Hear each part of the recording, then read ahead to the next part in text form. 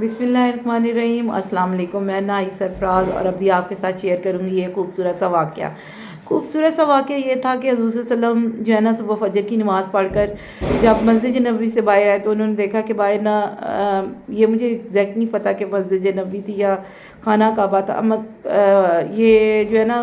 Confusion ہے مجھے تھوڑی سی تو، لیکن وہ مسجد سے باہر آئے اور مسجد سے باہر آئے تو دیکھا کہ 100 بھیڑیوں کا جھنڈ سامنے بیٹھا ہوا ہے اور وہ کیا پوچھ رہا ہے، وہ ان کو کہنا چاہ رہا ہے کہ حضور صلی اللہ علیہ وسلم نے ان سے پوچھا کہ آپ لوگ کیوں آئے ہیں، خیر ہے؟ تو انہوں نے کہا کہ حضور صلی اللہ علیہ وسلم یہ جو آپ کے صحابہ ہیں نا ان کی بھیڑیں کھانے کا ہمارا دل نہیں کرتا، تو آپ ہمارے لیے ایک مقرر کر دیں، تاکہ کچھ ایسا مقرر کر دیں تاکہ ہم صرف اس بھیڑ کو کھائیں اور اس کے علاوہ کسی کو نہ دیکھیں۔ تو آپ صلی اللہ علیہ وسلم نے صحابہ سے پوچھا تو صحابہ نے فرمایا مطلب ہم تو نہیں چاہتے کہ ہم اپنی بھیڑیں پالتے ہیں اور ہماری بھیڑیں جو ہیں وہ اس طرح سے جو ہے وہ جو بھیڑیے کھا دیں۔ تو آپ صلی اللہ علیہ وسلم نے فرمایا کہ یار یہ دیکھو مطلب یہ وہ میرے پاس بھیڑیاں ہیں ادھر سے، اور ادھر سے یہ صحابہ کیا کہہ رہے ہیں، مطلب ظاہر سی بات ہے کہ ان کا بھی دل نہیں کرتا تھا کہ اپنی پلی پلائی بھیڑیں جو ہیں وہ اس طرح سے بھیڑیوں کے سامنے حاضر کر دے کھانے کے لیے۔ تو آپ صلی اللہ علیہ وسلم نے فرمایا کہ تم اپنی ہمت سے ان کو کھا لینا جتنی تمہیں لگے گا کہ تم کھا سکتے ہو۔ تو اور ان کو صحابہ کو فرمایا کہ بھئی آپ اپنی بھیڑوں کو بچا لینا جس طرح سے مطلب آپ کی ہمت طاقت ہوگی۔ تو اس وجہ سے مطلب وہ بھیڑیے پھر بھی ٹینشن میں تھے کہ مطلب آپ صلی اللہ علیہ وسلم نے ہمیں تو اور بھی مشکل میں ڈال دیا ہے، تو اب ہم تو یہ چیزیں مطلب کیسے کریں گے، کیونکہ وہ صحابہ مان نہیں رہے تھے۔ تو آپ صلی اللہ علیہ وسلم نے ایک درمیانہ سا مطلب یہ راستہ اختیار کیا کہ آپ لوگ اپنی اس سے جتنا زور لگا کے کھا سکتے ہو گے چھین کے کھا لینا، اور ان کو کہا کہ جتنا بچا سکتے ہو بچا لینا۔ تو اسی طرح ایک اور واقعہ مجھے بڑا زبردست اس ٹائم یاد آیا ہے کہ حضور صلی اللہ علیہ وسلم کے دور میں نا جب ایک نا ہرن بھاگتے ہوئے وہ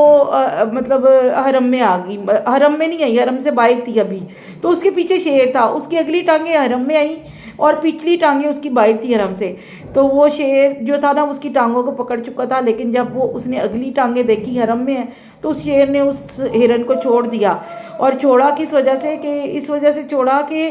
وہ جو ہے نا اس نے مطلب حرم کی عزت کرتے ہوئے، حرم کی تحریم کرتے ہوئے، حرم کی پاکی کا خیال کرتے ہوئے کہ یار یہ پاکیزہ جگہ ہے، مجھے ادھر خون بہا نہیں کرنا۔ تو مطلب اتنی خوبصورت چیزیں ہمیں جانوروں سے بھی پتہ چلتی ہیں، تاریخ ہمیں بتاتی ہے، اور واقعات اور صحابہ اور جو احادیث ہیں ان کے ذریعے ہمیں یہ چیزیں پتہ چلتی ہیں۔ انسان کا دین تازہ ہو جاتا ہے، بالکل دل میں ایک نئی امنگ پیدا ہوتی ہے کہ ہم تو اپنے ایمان میں اتنے پکے نہیں ہیں، سیدھی سچی بات ہے، میں کوئی جھوٹ نہیں بولوں گی۔ اسی طرح سے میرے دماغ میں ایک اور واقعہ ہے، وہ بھی میں آپ کو بتاتی ہوں۔ واقعہ یہ ہے کہ ایک بدو جو تھا وہ حضور صلی اللہ علیہ وسلم ایسے محفل میں بیٹھے ہوئے تھے، تو ایک بدو وہاں سے گزرا، تو انہوں نے کہا کہ یہاں کیا کر رہے ہو؟ تو بدو نے کہا مطلب پوچھا، تو وہ لوگوں نے بتایا کہ حضور صلی اللہ علیہ وسلم یہاں پہ بیٹھے ہیں اور اس طرح سے لوگوں کو دین اسلام کی دعوت دے رہے ہیں۔ تو بدو نے نا وہ اس پہ اونٹ پر سوار تھا، تو وہ اونٹ سے اترا، نہیں گھوڑے پر سوار تھا اور گھوڑے سے اترا، اور گھوڑے سے اتر کر اس نے کیونکہ اس زمانے میں شکار پہ بدو جاتے تھے یا لوگ جاتے تھے، تو وہ حضور صلی اللہ علیہ وسلم کے پاس ان کی محفل میں آیا، تو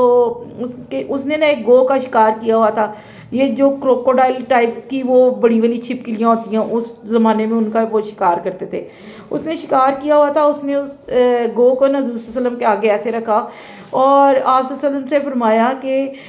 اگر آپ اتنے ہی نبی ہیں تو یہ اس کو زندہ کریں۔ آپ صلی اللہ علیہ وسلم کے لیے وہ کیا مشکل تھا، آپ صلی اللہ علیہ وسلم نے ایک دو دفعہ اس کو مطلب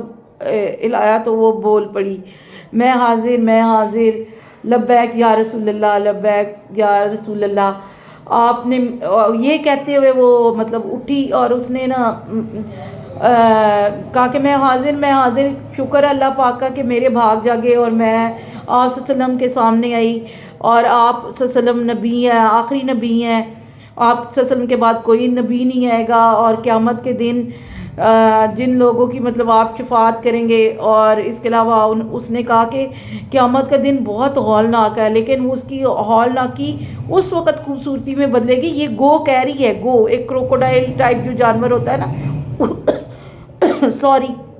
وہ کہہ رہی ہے کہ مطلب آپ صلی اللہ علیہ وسلم کے آنے سے وہ جو قیامت کی ہال نہ کیا وہ خوبصورتی میں بدل جائے گی. کتنی ایک مطلب اتنی وہ ایمان اس کا پکا تھا، اور وہ جانتی تھی حضور صلی اللہ علیہ وسلم کے بارے میں. ایک جانور، ایک جنگلی جانور جس کا وہ شکار کر کے لایا تھا، اور وہ اس طرح سے بول رہی تھی. تو مطلب بڑا ایک عجیب سا اس وقت ایمان بندے کا جو ہے نا وہ عجیب سا ہو جاتا ہے کہ یار دیکھو ہمارے نبی حضرت محمد صلی اللہ علیہ وسلم آخری نبی ہیں، اور مطلب ایک گو بھی ان کے بارے میں اس طرح جانتی تھی. تو مطلب حضرت صلی اللہ علیہ وسلم نے جتنا مطلب یہ ہمیں چیزیں سکھائی ہیں یا بتائی ہیں، ہمیں یہ دوسروں کو بتانی چاہیے، ہمیں یہ دوسروں کو سکھانی چاہیے. لیکن یہ ہے کہ پہلے ہم اپنے آپ پہ جو ہے نا اس کی اپلیمنٹ اپنے پہ کریں گے، خود اپلائی کریں گے اپنے پر، کہ جو ایک صلہ رحمی کا سلسلہ ہے. اور وہ میں جو بدو کی وہ واقعہ بتا رہی تھی، تو وہ مطلب اس بدو نے جب یہ چیزیں دیکھی تو ظاہر سی بات ہے اسلام لانا تو پھر اس کا بنتا تھا نا، ایمان تو لانا پڑا نا پھر اس کو. تو جب آپ نبی کو پکارو گے اور آپ صلی اللہ علیہ وسلم کو پکارو گے تو پھر جواب تو آئے گا، اور جواب آئے گا تو پھر آپ کو گردن تو جھکانی پڑے گی. پھر بدو ایمان لے آیا اور اس طرح سے وہ مسلمان ہو گیا. یہ جو میرا واقعہ ہے، یہ کوئی میں آپ سے کوئی ایسے نہیں بات کر رہی، یہ احادیث سے ثابت ہے. اور یہ جو ہے واقعہ یہ حضور صلی اللہ علیہ وسلم کا مطلب مدینہ کے شروع کے جو حالات تھے ان میں سے ایک واقعہ ہے. تو آپ لوگ اس واقعے کو ضرور سنیں اور اس کو انجوائے کریں. اور حضور صلی اللہ علیہ وسلم پر اتنا مطلب ایمان جو ہے نا ہمارا بھی ہونا چاہیے کہ ہمیں بھی یقین ہو کہ میرے نبی نے جو بات کہہ دی وہ ہونی ہے، میرے نبی سے جو عمل کروایا گیا وہ وہی عمل صحیح ہے، اور جو میرے محمد مصطفیٰ صلی اللہ علیہ وآلہ وسلم کے منہ سے نکلا سبحان اللہ وہ تو پھر بالکل سچ ہے نا. اس کے بارے میں تو کوئی دوسری رائے ہی نہیں ہے، اور ہم کون ہوتے ہیں دوسری رائے دینے والے. تو اللہ تعالیٰ ہمیں اپنے ایمان پہ ہمارا خاتمہ کرے، اور ہمیں جو ہے لا الہ الا اللہ محمد رسول اللہ کے صدقے اور پیارے رسول محمد مصطفیٰ صلی اللہ علیہ وآلہ وسلم کے صدقے معاف فرمائے، اور ہماری جو تمام دنیا کی مشکلات ہیں اور تمام جو آخرت کی مشکلات ہیں ان کو جو ہے دور فرمائے. تو یہ تھوڑی سی باتیں تھی میری جو میں نے آپ لوگوں سے کی. پتہ نہیں اب آپ کو اچھی لگتی ہیں یا نہیں لگتی. تو میری ویڈیو کو ضرور لائک اینڈ شیئر کیجیے گا. تھینک یو سو مچ. اللہ حافظ.